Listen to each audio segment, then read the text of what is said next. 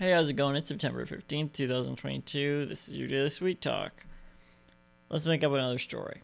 Okay, I know it's been not too long since the last one, but I tried to record one of these a few times, and I was like, I'm tired. I can't.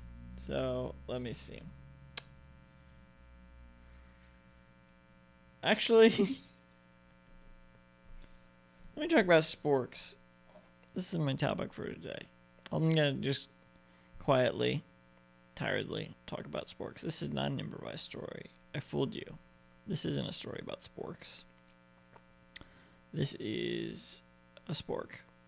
I ordered a set of these metal sporks off Amazon. I feel like the tips of these aren't, I mean, you don't want them to be too sharp, but I feel like it's kind of jagged a little bit, each point of these, because it wasn't cut well. Maybe I'm wrong. I don't know. Sporks can be useful for fried rice. For example, I just had this sitting here. I shouldn't open it because I'm going to want to eat more, even though I'm not hungry. That's the thing about fried rice. It's like, ooh, there's more to eat. I can just...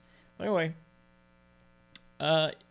you can kind of skewer the chicken and scoop up the rice. It's perfect for that. Usually I try to find an old plastic spork I got lying around unopened in a wrapper such as this, because this is what they give me at the restaurant, is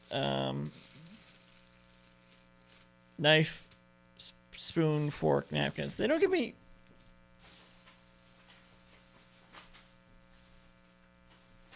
Actually, I think they do usually give me chopsticks. They didn't this time. I don't know how to use chopsticks anyway. Maybe they knew. I don't think they knew. But spork is really the way to go for that. I don't know how chopsticks I think would be another topic, which I probably shouldn't do because I don't know anything about. But I don't know how that's better, because like I don't know how chopsticks could possibly pick up.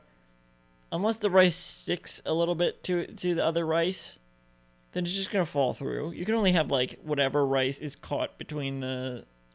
I don't know how chopsticks could possibly be the ideal apparatus for fried rice.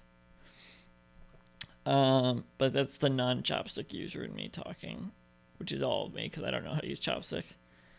Sporks, I think, are really handy. I think sporks kind of get a bad rap. I don't know where I'm getting this from, but I feel like I have heard people say sporks. I have heard some spork slander before, where it's like, you don't really need. But I mean, in the way I just talked about them, I think it's pretty useful. What else would be good for this? Mac and cheese? Yes.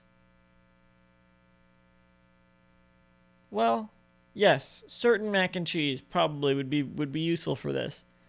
I wouldn't use Stouffer's mac and cheese. It's too saucy. But a less saucy mac and cheese would be good for this. You can skewer it and not worry about it falling off the fork. And you can also scoop it up. You wouldn't just want a fork.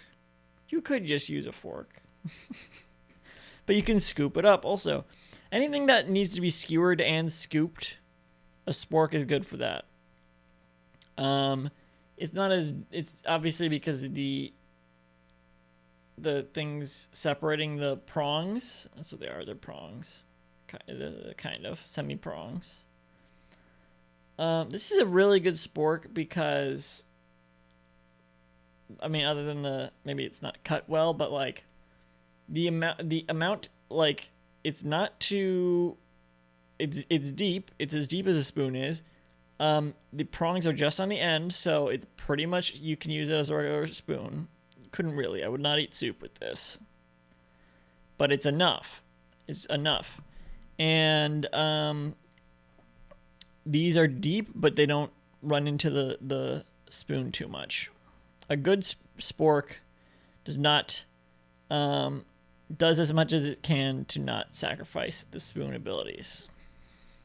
I'm surprised I had as much to say about this as I did. And I could probably just keep talking about it still. This was my first time using a metal spork, which was interesting, and I don't know if it's... Actually, it's just as good, honestly. For some reason, I didn't think it would be as good as the plastic one, but it was pretty good.